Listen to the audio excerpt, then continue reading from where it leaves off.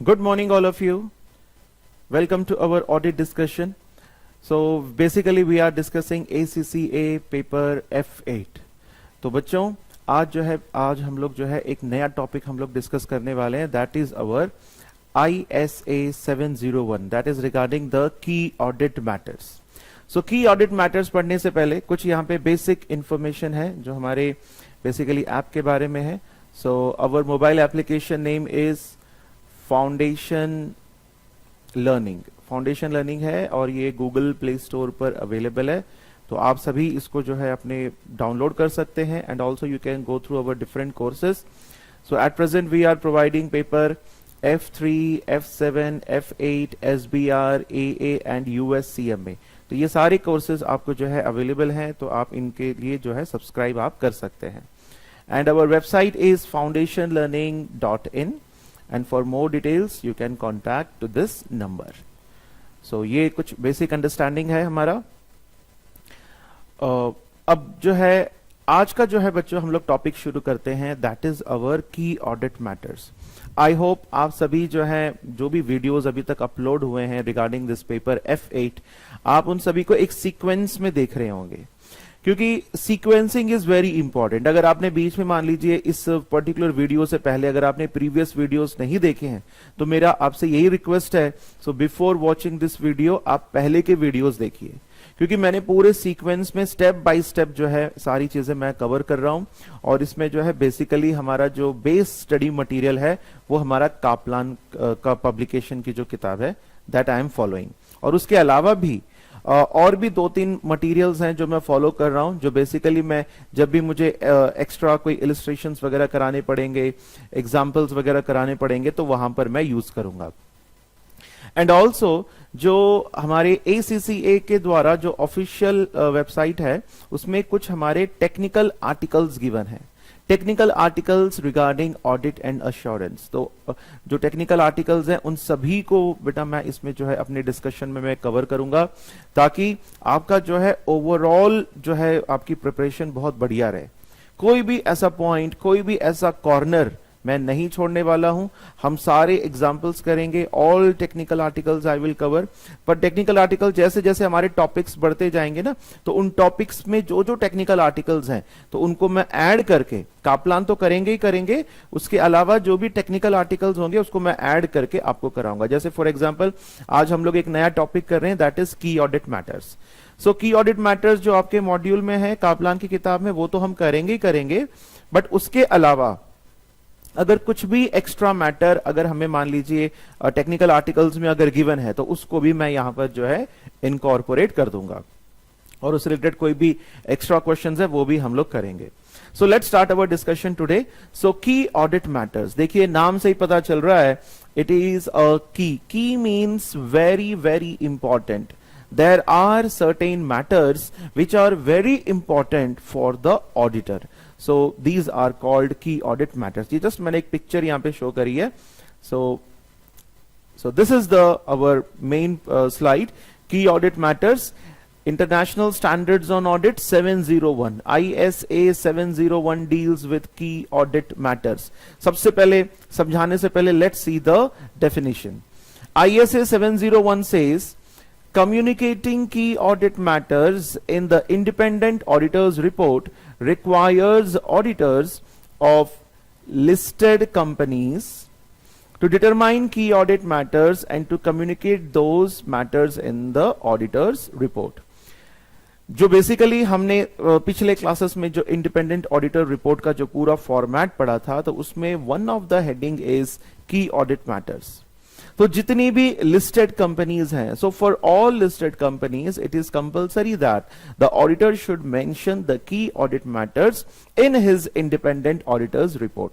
सो auditor का ये objective है, if he is auditing any listed company, so it is the objective of the auditor to first determine what are the key audit matters, and after determining those की audit matters he has to write या फिर he has to list all those key audit matters in the heading key audit matter.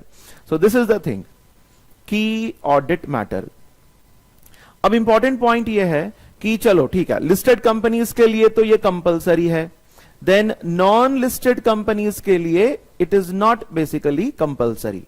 Auditors of non listed companies में voluntarily means अपनी मर्जी से और at the request of management, या फिर management request करेगा ऑडिटर से, और दोज चार्ज्ड विद गवर्नेंस यानी कि हमारे जो टीसीडब्ल्यूजी हैं, और those charged with governance include key audit matters in the auditor's report. So remember one thing, for listed companies key audit matters is compulsory, for non listed company it is not compulsory. Auditor या तो voluntarily करेगा या तो management या फिर TCWG के कहने पर करेगा.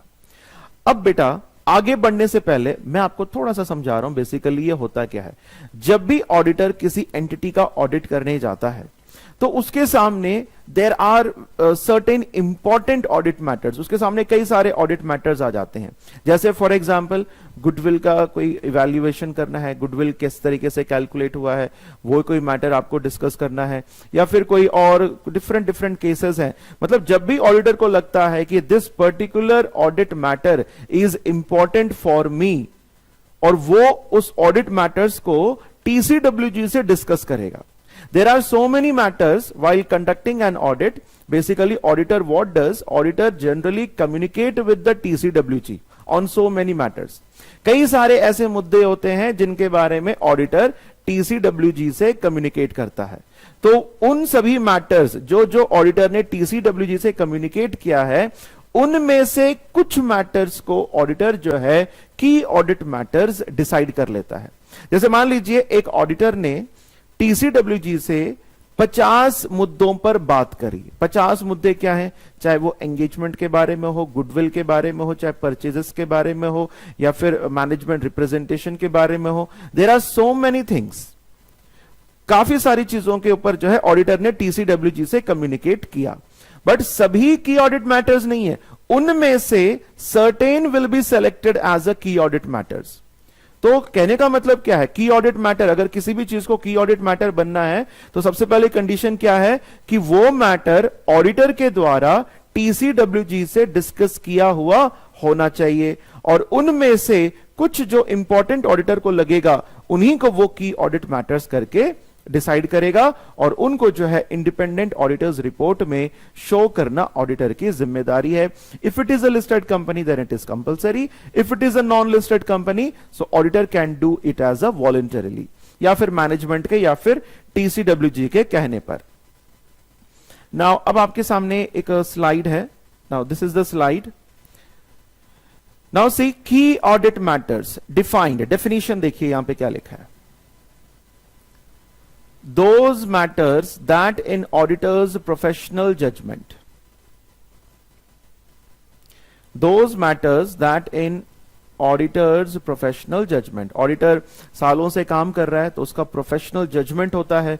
So auditor अपने professional judgment के basis पर ये डिसाइड करेगा कि ये पर्टिकुलर मैटर जो है की ऑडिट मैटर हो सकता है. जैसे मान लीजिए एक ऑडिटर बैंक का ऑडिट करने जाता है. सो बैंक्स क्या करते हैं? नॉन परफॉर्मिंग एसेट्स के लिए प्रोविजंस क्रिएट करते हैं, और ऑडिटर को लगा कि बैंक ने नॉन परफॉर्मिंग एसेट्स के लिए जो प्रोविजन क्रिएट किया है वो कम किया है, और इसके बारे में ऑडिटर ने मैनेजमेंट से डिस्कशन किया. मैनेजमेंट मींस टीसीडब्ल्यूजी से डिस्कशन किया.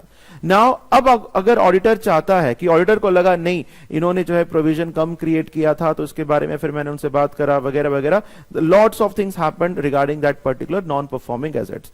सो auditor will decide this as a key audit matter, और उसको वो अपने इंडिपेंडेंट ऑडिटर्स रिपोर्ट में under the heading key audit matters he will mention that particular point. So those matters that in the auditor's professional judgment were of most significance, जो कि बहुत ही important है, in the audit of the financial statements of the current period. Key audit matters are selected from matters communicated with those charged with the governance, TCWG. तो एक तो हमने बात करी कि ऑडिटर अपने प्रोफेशनल जजमेंट के बेसिस पर यह डिसाइड करेगा कि कौन सा मैटर जो है मोस्ट सिग्निफिकेंट मैटर है ऑडिट करने के दौरान. बट सभी नहीं, वो केवल वही जो ऑडिटर ने टीसीडब्ल्यूजी से कम्युनिकेट किया है उन्हीं मैटर्स में से कुछ मैटर्स को जो है एज अ वो की audit matter he will select. थोड़ा सा डायग्राम इजी बनाने के लिए मैंने ये डायग्राम आपको इंक्लूड किया है। पहले की ऑडिट मैटर्स क्या है, फिर सबसे पहले क्या होगा, मैटर्स कम्युनिकेटेड विद टीसीडब्ल्यूजी। जैसे ये बिगर सर्कल है, this is the bigger circle, so ये जो लाइट ग्रीन कलर का है ये पूरा का पूरा मैटर्स कम्युनिकेटेड विद टीसीडब्ल्यूजी। मान लेते हैं ये हमारा जो बिगर सर्कल है ये 100 मैटर्स हैं जो ऑडिटर ने टीसीडब्ल्यूजी से कम्युनिकेट किए हैं।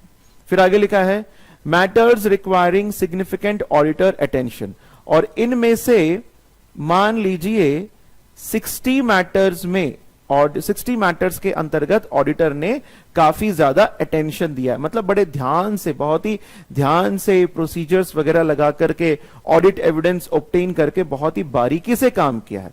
अब इनके अंदर से भी, इन 60 में से फिर ऑडिटर ने क्या डिसाइड किया कि 40 को जो है मैं डिसाइड करूंगा की audit matters, matters of most significance in the audit.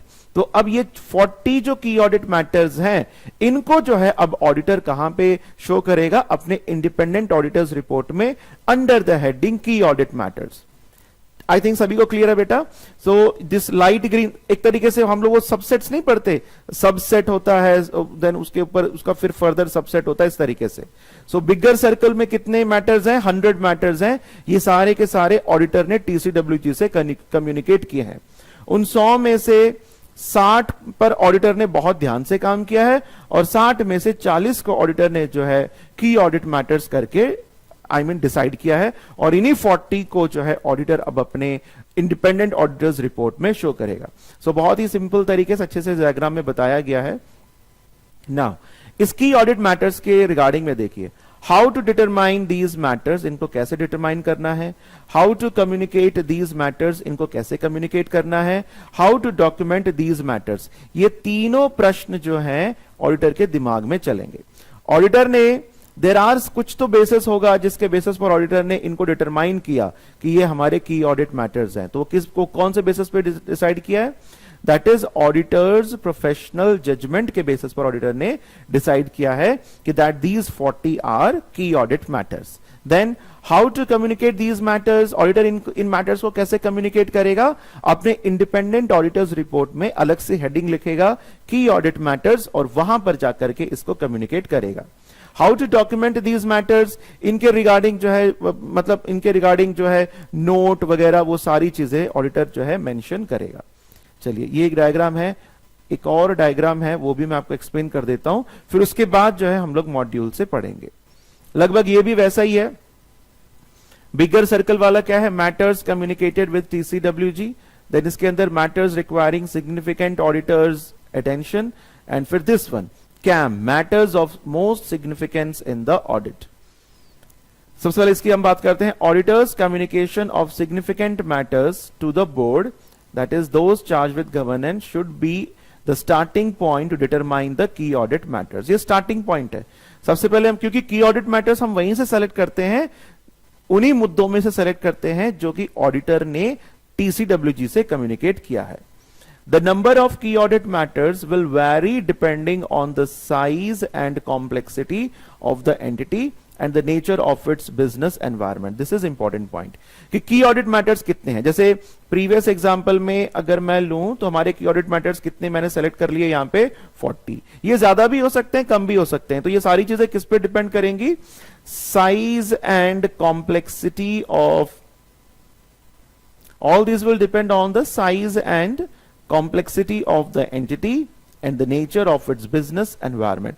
इन सब चीजों के ऊपर डिपेंड करेगा कि ऑडिटर कितने की ऑडिट मैटर्स को लेता है। आई होप बच्चों आपको ये प्रॉपरली समझ में आ गया है। बहुत ही सिंपलिस्टिक वे में हमने डायग्राम से इसको समझा। नाउ अब हम लोग जो है पूरा रिटर्न में, क्योंकि डायग्राम को पहले दिमाग में याद रखो, जो मैंने समझाया है उसको याद रखो, अब आप पढ़ के जाओ, अब आपको समझ में आ जाएगा। नाउ सी, सेम वही चीज रिपीट हुई है। Key audit matters are those that in the auditor's professional judgment were of the most significance in the audit and are selected from matters communicated to those charged with governance। तो ये चीज हम discuss कर चुके हैं। फिर आगे देखिए पर्पस क्या है। Now this is important. अगर ऑडिटर इंडिपेंडेंट ऑडिटर्स रिपोर्ट में की ऑडिट मैटर्स को इंक्लूड कर रहा है तो उसका पर्पस क्या है? कुछ तो पर्पस होना चाहिए। आपको क्या लगता है बेटा, क्या पर्पस होना चाहिए? Independent auditors report is being prepared for the benefit of the users, ताकि यूजर्स जो हैं इंडिपेंडेंट ऑडिटर्स रिपोर्ट को पढ़ करके एक एंटिटी के बारे में एक ओपिनियन जो है वो बना सके कि एंटिटी कैसा है, ठीक है, बुरा है, क्या उस एंटिटी में हमको इन्वेस्टमेंट करना चाहिए, नहीं करना चाहिए, क्योंकि this will effect the financial decisions of the users. So the purpose क्या है? The purpose of including these matters is to assist, means help users in understanding the entity। इससे क्या होगा? यूजर्स बहुत अच्छी तरीके से एंटिटी को समझ सकते हैं, and provide a basis for the users to engage with management and those charged with governance about matters relating to the entity and the financial statements। यहां पे बेसिकली जो यूजर्स हैं ये हमारे शेयर होल्डर्स भी होते हैं। तो जब ऑडिटर इंडिपेंडेंट ऑडिटर्स रिपोर्ट में की ऑडिट मैटर्स को मेंशन करेगा, there are so many important matters in the form of key audit matter, auditor ने मेंशन कर दिया। तो शेयर होल्डर जब उन चीजों को पढ़ेंगे तो शेयर होल्डर्स अब चाहें, अगर मान लो वो एनुअल जनरल मीटिंग में या फिर इन एनी अदर मीटिंग, अगर मान लो वो मैनेजमेंट से या टीसीडब्ल्यूजी से कुछ बात करना चाहते हैं, they can talk about these particular matters. तो सबसे पहला इसमें मेन पॉइंट क्या है? It will assist the users in understanding the entity and provide a basis for the users to engage with management. Management से एंगेज करना, उनसे बातचीत करना, उनसे क्वेरीज वगैरह देना, इन सभी में की ऑडिट मैटर्स हेल्प करते हैं। The next point is each key audit matter should describe why the matter was considered to be significant and how it was addressed in the audit. Heading audit, independent auditors report में heading हम लिख देंगे की audit matter, then उसके बाद number 1, number 2, number 3 करके लिखते जाएंगे। सो हर एक की ऑडिट मैटर के बारे में आपको लिखना पड़ेगा। ऑडिटर बताएगा कि इसको मैंने की ऑडिट मैटर क्यों सेलेक्ट किया है, मतलब इसकी सिग्निफिकेंस क्या है, इसका इंपॉर्टेंस क्या है, और इसको कैसे एड्रेस किया है, मतलब इसका सॉल्यूशन ऑडिटर ने कैसे निकाला है, कैसे इस पर्टिकुलर मुद्दे का जो है ऑडिटर ने ऑडिट किया है। तो ये चीजें भी ऑडिटर को की ऑडिट मैटर्स के अंतर्गत बताना पड़ेगा। Each key audit matter should describe why the matter was considered to be significant and how it was addressed in the audit. Now, this is very very important आपके exams के point of view से, this is very important। इसके ऊपर कई सारे case studies भी आपको बनेंगे। की ऑडिट मैटर्स इंक्लूड, ठीक है, अभी तक हमने यही समझा की ऑडिट मैटर्स क्या होते हैं, की ऑडिट मैटर्स को क्यों इंडिपेंडेंट ऑडिटर्स रिपोर्ट में इंक्लूड किया जाता है, इन सब चीजों के बारे में हम लोगों ने पढ़ा।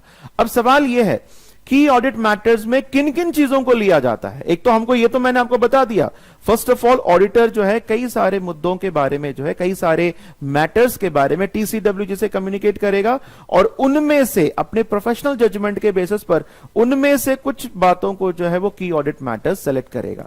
तो वो कौन सा बेसिस है जो कि ऑडिटर को हेल्प करता है कि वो उन पर्टिकुलर मैटर्स में से की ऑडिट मैटर्स को सेलेक्ट करे। तो ये आपके सामने स्क्रीन में है। की ऑडिट मैटर्स इंक्लूड, कौन कौन से मैटर्स हैं जो की ऑडिट मैटर्स में हम लगाते हैं? Areas of higher assessed risk of material misstatement और significant risk identified in accordance with ISA 315। ये हम आने वाली क्लासेस में ISA 315 को हम लोग डिटेल में पढ़ेंगे। तो basically ISA international standards on audit 315, इसका नाम क्या है? Identifying and assessing the risk of material misstatements through understanding the entity and its environment. Just पहले इसका मीनिंग समझाता हूं। ISA 315 अभी शॉर्ट में बता रहा हूं, जब हम इसके मेन स्ट्रीम चैप्टर्स में जाएंगे तब हम डिटेल में पढ़ेंगे। क्या बोला है इसमें? Identifying and assessing the risk of material misstatement through understanding the entity and its environment. For example, if an auditor is going to audit a bank, auditor एक बैंक का ऑडिट करने जा रहा है, तो bank is a different entity, bank का environment अलग है, बैंक के accounts, the maintenance of accounts का तरीका अलग है, और बैंक में रिस्क भी अलग अलग होते हैं। कैसे रिस्क हो सकते हैं बैंक में? नॉन परफॉर्मिंग एसेट्स ज्यादा हो सकते हैं, नॉन परफॉर्मिंग एसेट्स के रिगार्डिंग जो प्रोविजंस क्रिएट किए जाते हैं वहां पर भी रिस्क है। हो सकता है कि मैनेजमेंट कम प्रोविजन क्रिएट कर रहा हो। बैंक जब लोन्स देते हैं, when bank is granting certain loans, तो उन लोन्स को देने से पहले जो आप मॉर्टगेज रख रहे हैं, यानी कि कुछ भी आप जो गिरवी अपने पास रख रहे हैं, क्या वो अप्रोप्रिएट मॉर्टगेज है या नहीं है। ऐसा तो नहीं कि आप अपने रिश्तेदारों को जो है बिना कुछ मॉर्टगेज किए ऐसे ही आप लोन दे रहे हो। ये पॉसिबिलिटीज हैं, क्योंकि बैंक का बिजनेस यही है, getting the funds and allowing the funds, लोगों को जो है फंड्स डिस्ट्रीब्यूट करना इन the form of loans and advances. तो यहां पर ये सारे रिस्क हो सकते हैं। तो ऑडिटर क्या करेगा, ऑडिटर की ये जिम्मेदारी है, as per international standards on audit, identifying and assessing the risk of material misstatements to understanding the entity and its environment. इसको, एंटिटी को, एनवायरमेंट को समझते हुए ऑडिटर को समझना पड़ेगा कि सिग्निफिकेंट रिस्क कहां कहां पर है। अब आप मुझे बताइए, if you are going to audit a bank, bank को ऑडिट करने जा रहे हैं, तो बैंक में नॉन परफॉर्मिंग एसेट्स, ये आपका की ऑडिट मैटर कहलाएगा। Even loans granted, loans granted, अगर बैंक किसी प्रकार के किसी को लोन्स देता है, तो वो लोन में भी अगर किसी प्रकार से भी कुछ ऑडिटर ने कुछ उसको ज्यादा मेहनत करके उसका ऑडिट किया है या वेरिफिकेशन वगैरह किया है, काफी सारे डॉक्यूमेंट्स उसने कलेक्ट करे हैं, तो इसको भी ऑडिटर जो है की ऑडिट मैटर डिसाइड कर सकता है। So areas of higher assessed risk of material misstatement, मतलब वो एरियाज जहां पर मिसस्टेटमेंट होने का रिस्क ज्यादा हो। जैसे बैंक में नॉन परफॉर्मिंग एसेट्स में मिसस्टेटमेंट होने का रिस्क बहुत ज्यादा होता है। और जनरली आपको पता है कि जब किसी भी एंटिटी का गुडविल का वैल्यूएशन होता है, गुडविल का कैलकुलेशन किया जाता है, वहां पर भी बहुत ज्यादा रिस्क है। विंडो ड्रेसिंग करने के लिए हो सकता है कि आप अपना ज्यादा गुडविल आप शो कर रहे हैं, तो वो भी it can be a part of a assessed risk, ठीक है ना। Significant risk identified in accordance with SA 315, मतलब की ऑडिट मैटर्स में वो मुद्दे आते हैं जहां पर बहुत ही ज्यादा रिस्क होता है। Now next point, significant, this point important है बच्चों, इसको ध्यान से देखिए। Significant auditor's judgements relating to areas in the financial statements that involve significant management judgment, including accounting estimates। यहां पे अकाउंटिंग एस्टिमेट्स के रिगार्डिंग कई सारे जो की ऑडिट मैटर्स होते हैं, generally most of the key audit matters are with respect to accounting estimates done by the management, like provision for depreciation, provision for taxation, provision for bad debts, provision for non performing assets, ये सारे accounting estimates हैं। या फिर कोई और provision for contingent liabilities etcetera, ये सारे कुछ प्रोविजंस हैं जो कि मैनेजमेंट अपने जजमेंट के बेसिस पर करता है, और इनमें बहुत ज्यादा गड़बड़ी होने के चांसेस हैं। तो यहां पर ऑडिटर जो है अपने जजमेंट के बेसिस पर डिसाइड करेगा कि किसको मैंने की ऑडिट मैटर में इंक्लूड करना है। एक बार दोबारा रीड करके देखिए। Significant auditor's judgment relating to areas in the financial statements that involve significant management judgment, क्योंकि मैनेजमेंट का जजमेंट जनरली कहां पे इन्वॉल्व होता है, जहां पर मैनेजमेंट को अकाउंटिंग एस्टिमेट्स करने होते हैं। They have been identified as having high estimation uncertainty, क्योंकि ये जितने भी प्रोविजंस होते हैं ना, तो यहां पे हाई एस्टिमेशन अनसर्टेनिटी हमेशा बनी रहती है। हो सकता है कभी कम प्रोविजन क्रिएट कर दिया, कभी ज्यादा प्रोविजन क्रिएट कर दिया, ये अनसर्टेनिटी हमेशा बनी रहती है।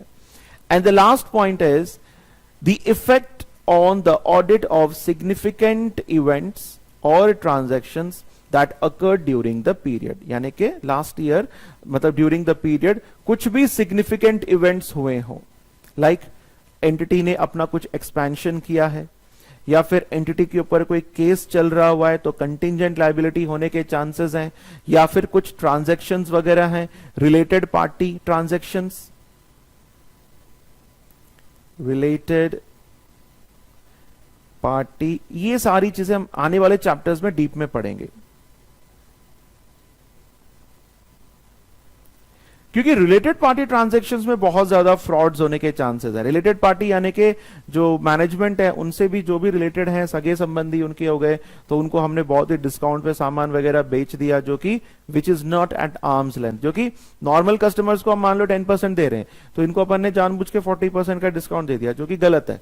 तो इन सभी चीजों को, सिग्निफिकेंट इवेंट्स और transactions that occurred during the period, in 3 basis पर जो है ऑडिटर की ऑडिट मैटर्स को डिसाइड करता है। अब हमारी किताब में कुछ एग्जांपल्स दे रखे हैं। स्पेसिफिक एग्जांपल्स इंक्लूड, सबसे पहला है सिग्निफिकेंट फ्रॉड रिस्क, जहां पर ऑडिटर को लगता है कि यहां पे फ्रॉड होने के चांसेस ज्यादा हैं, उन सभी केसेस को की ऑडिट मैटर्स में इंक्लूड किया जा सकता है। जैसे बैंक में कैशियर ने कोई फ्रॉड कर दिया, या फिर किसी और कोई भी प्रकार का, जैसे एम्बेजलमेंट ऑफ कैश हो गया, देन इन्वेंट्री का, जैसे इन्वेंट्री डिस्ट्रॉय हो गई, या फिर इन्वेंट्री को जो है स्टोल कर लिया गया है, इस तरीके से। देन गुडविल का जो वैल्यूएशन होता है, इसमें भी काफी गड़बड़ियां हो सकती हैं, so it can also be a point of key audit matters. Then valuation of financial instruments, financial instruments यानी कि बेसिकली जब एंटिटी ने मान लो कहीं पे कुछ इन्वेस्टमेंट्स वगैरह किए, कई डिबेंचर्स खरीद लिए, किसी और कोई सिक्योरिटी और परचेज कर ली, उनकी वैल्यू में भी जो है हम लोग गड़बड़ियां कर सकते हैं। कि अगर आप अपने विंडो ड्रेसिंग के लिए आप उनकी वैल्यू को बढ़ा चढ़ा करके शो कर रहे हो, जबकि उसका उतना वैल्यू है नहीं मार्केट में, तो यहां पर भी गड़बड़ियां हो सकती हैं। तो इसको भी ऑडिटर जो है की ऑडिट मैटर्स में डिसाइड करता है। देन फेयर वैल्यूज यानी कि बेसिकली अगर आप देखोगे डिफरेंट जो हमारे एसेट्स वगैरह हैं, उनकी जो वैल्यूज है उनको भी जो है मैनेजमेंट चाहे तो रिवैल्यू कर सकता है। जैसे कोई लैंड प्रॉपर्टी वगैरह है, तो उसको जो है हम बढ़ा चढ़ा करके दिखाया जा सकता है ताकि विंडो ड्रेसिंग हो जाए। So effects of new accounting standards, now understand this point is important. New accounting standards, कई बार क्या होता है, जैसे इंटरनेशनल लेवल पे IFRS इज एप्लीकेबल। सो मान लीजिए अगर एक न्यू अकाउंटिंग स्टैंडर्ड इंट्रोड्यूस किया जाता है, न्यू अकाउंटिंग स्टैंडर्ड जैसे ही इंट्रोड्यूस किया जाता है तो वो सभी कंपनीज के लिए न्यू है। तो उस सिचुएशन में जरूरी नहीं है कि हर कंपनी इफेक्टिवली उस न्यू अकाउंटिंग स्टैंडर्ड को फॉलो करे। यानी कि ऑडिटर को लगता है कि यार इस साल ये न्यू अकाउंटिंग स्टैंडर्ड आया है, तो यहां पे रिस्क ज्यादा है, तो मुझे प्रॉपरली चेक करना चाहिए।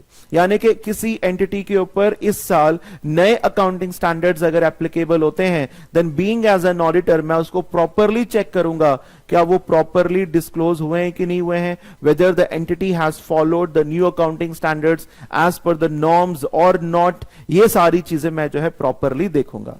तो न्यू अकाउंटिंग स्टैंडर्ड्स यहां पे, अब जैसे आप इसको ऐसे भी मान लीजिए, जैसे कभी भी कोई टैक्सेशन लॉ कुछ रिवाइज वगैरह हो जाता है, तो जरूरी नहीं है कि सभी को इसके बारे में जानकारी हो और हर व्यक्ति जो है इसको प्रॉपरली इंप्लीमेंट करे। तो ये रिस्क एरियाज हो जाते हैं, तो यहां पे मिसस्टेटमेंट होने के चांसेस ज्यादा हो सकते हैं। जैसे मान लीजिए from this year onwards new accounting standards has to be followed, but एक एंटिटी है ABC एंड कंपनी, उनको नहीं मालूम है about this new accounting standards, तो हो सकता है कि वो उसको फॉलो ही ना करे, तो यहां पर मिसस्टेटमेंट होने के चांसेस ज्यादा है। देन रेवेन्यू रिकॉग्निशन में कुछ को अपन ने मान लीजिए कैपिटल में कर दिया, कुछ को अपन ने रेवेन्यू में डाल दिया, तो इस तरीके से। और दूसरा, उसको कब आप रिकॉग्नाइज कर रहे हो, जैसे अगर मैं बैंक के केस में अगर मान के चलें, बैंक में वैसे तो सभी एंटिटीज में क्या होता है, in normal parlance when we what is the basis for recognition of the revenue, that is on the basis of accrual basis. Accrual basis पर हम लोग जो है रेवेन्यू को रिकॉग्नाइज करते हैं। बट रूल क्या है, बैंकिंग सेक्टर में जब कोई एसेट नॉन परफॉर्मिंग एसेट में कन्वर्ट हो जाता है, तो उस नॉन परफॉर्मिंग एसेट के रिगार्डिंग आप रेवेन्यू रिकॉग्नाइज कब करोगे, जब आप इंटरेस्ट रिसीव करोगे, यानी कि on the basis of cash basis पर आप NPS के ऊपर जो है रेवेन्यू रिकॉग्नाइज करेंगे। तो हो सकता है कि कोई फ्रॉड करे अपना विंडो ड्रेसिंग के लिए नॉन परफॉर्मिंग एसेट्स के ऊपर भी, on the basis of accrual only he is recognising the revenue, then that is the wrong. तो वो चीज यहां पे नहीं होनी चाहिए। तो रेवेन्यू रिकॉग्निशन भी एक इंपॉर्टेंट पॉइंट है, it can be a point of key audit matter. Then next example है मटीरियल प्रोविजंस, यानी कि जो भी अकाउंटिंग एस्टिमेट्स है ना, जो मैनेजमेंट प्रोविजंस वगैरह क्रिएट करता है, material provision such as restructuring provisions, अब इसमें रीस्ट्रक्चरिंग प्रोविजंस तो है ही, बट और भी कई सारे हो सकते हैं, provision for NPA, provision for bad debts etcetera. Then restructuring provision यानी कि फॉर एग्जांपल अगर आप अपनी एंटिटी को एक्सपैंड कर रहे हो या फिर कुछ और नए फंक्शंस वगैरह आप कर रहे हैं, तो उसके लिए भी अगर आपने किसी प्रकार का कोई प्रोविजन वगैरह क्रिएट किया है तो उस तरीके से। एंड ऑल्सो आप इसको ऐसे भी इसका आप मीनिंग लेकर चल सकते हैं, रीस्ट्रक्चरिंग मीन्स एक बार आपने प्रोविजन क्रिएट किया, जैसे मान लो provision for bad debts this year you have created 2 lakh, अब आप उसको रिवाइज कर रहे हैं 1,50,000 कर रहे हैं, तो वहां पे रिस्क ज्यादा हो सकता है, तो ये सारे पॉइंट्स आपको देखने हैं। Then implementation of a new IT system, new IT system को इंप्लीमेंट करना, everyone is not a tech friendly person, तो हो सकता है किसी को आईटी के बारे में नॉलेज है, किसी को नहीं है, तो यहां पर भी जो है रिस्क इज देयर, तो इसको फिर ऑडिटर ने कैसे डील किया वगैरह वगैरह वो सारी चीजें आपको देखनी पड़ेंगी, तो इनको भी हम लोग जो है की ऑडिट मैटर हम लोग मान सकते हैं। Implementation of a new IT system और significant changes to an existing system, अगर न्यू आईटी सिस्टम आ जाता है या फिर एग्जिस्टिंग सिस्टम में किसी और प्रकार के कोई चेंजेस वगैरह आते हैं, तो इसको भी हम लोग की ऑडिट मैटर्स में इंक्लूड कर सकते हैं। नाउ नेक्स्ट पॉइंट देखिए, note that matter giving rise to a qualified adverse or a material uncertainty related to going concern are by their nature key audit matters। एक सिंपल सा इन्होंने एक rule सा बना दिया, अगर कोई भी matter, for example if there is any kind of matter जिसकी वजह से आप अपने ऑडिटर अपनी ऑडिट ओपिनियन को क्वालिफाई करता है, जैसे कल लास्ट क्लास में हमने एग्जांपल्स लिए थे कि अगर ऑडिटर को पता चला कि एंटिटी का जो डायरेक्टर है उसने अपने पर्सनल एक्सपेंडिचर्स को पीएनएल अकाउंट में चार्ज कर दिए हैं, तो that can be a key audit matter.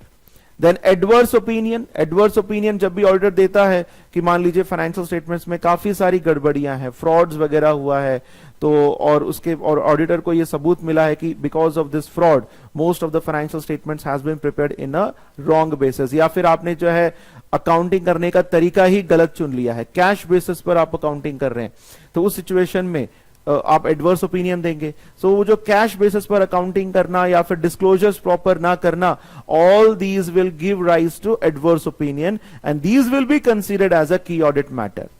And a material uncertainty relating to going concern, अगर मान लीजिए ऑडिटर को पता चला कि एंटिटी का जो गोइंग कंसर्न है वो खतरे में है, ऑडिटर को लगता है कि ये एंटिटी फ्यूचर में खतरे में आ सकती है, फ्यूचर में ये बंद हो सकती है, तो वो पर्टिकुलर मुद्दा जो है गोइंग कंसर्न के रिगार्डिंग वो भी आपका की ऑडिट मैटर में इंक्लूड हो जाता है। However, they would not be described in this section of the report. Instead, a reference to the basis for qualified or adverse opinion or going concern section would be included। कहने का मतलब यह है, इस line को समझिए पहले, however they would not be described in this section of the report। in this section of the report मतलब कौन सा सेक्शन, ये KAM की ऑडिट मैटर्स, की ऑडिट मैटर्स का जो सेक्शन है इसमें हम लोग ये नहीं लिखेंगे कि हमने इस पर्टिकुलर मुद्दे के कारण हमने ओपिनियन को क्वालिफाई किया है या फिर एडवर्स ओपिनियन दिया है, ऐसा कुछ भी हम नहीं लिखेंगे, केवल हम एक रेफरेंस दे देंगे।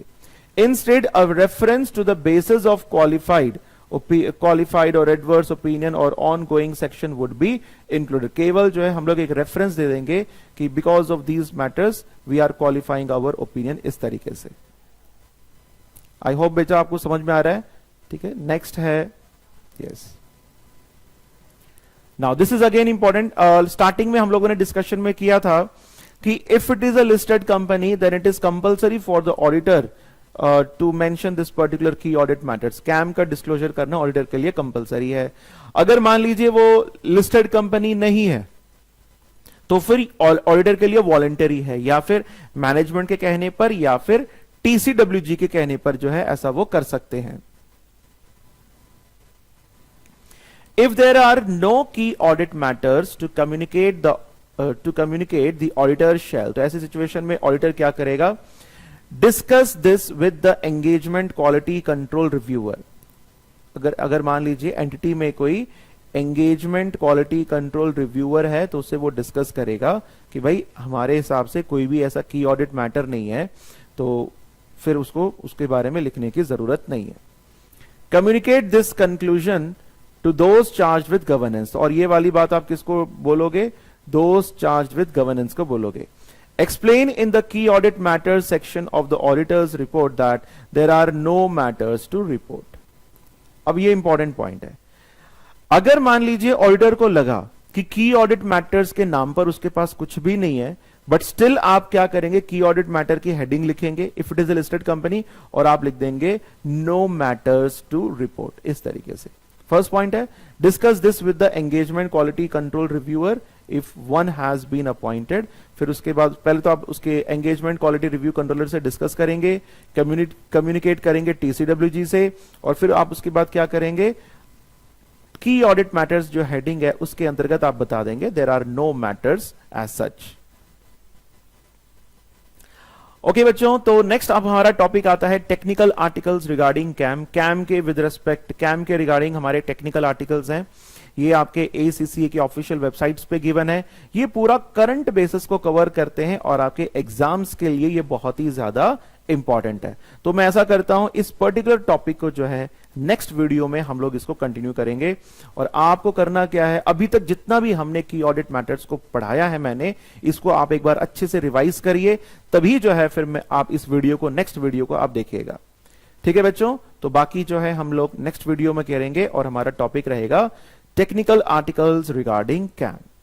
चलिए, have a nice day, thank you.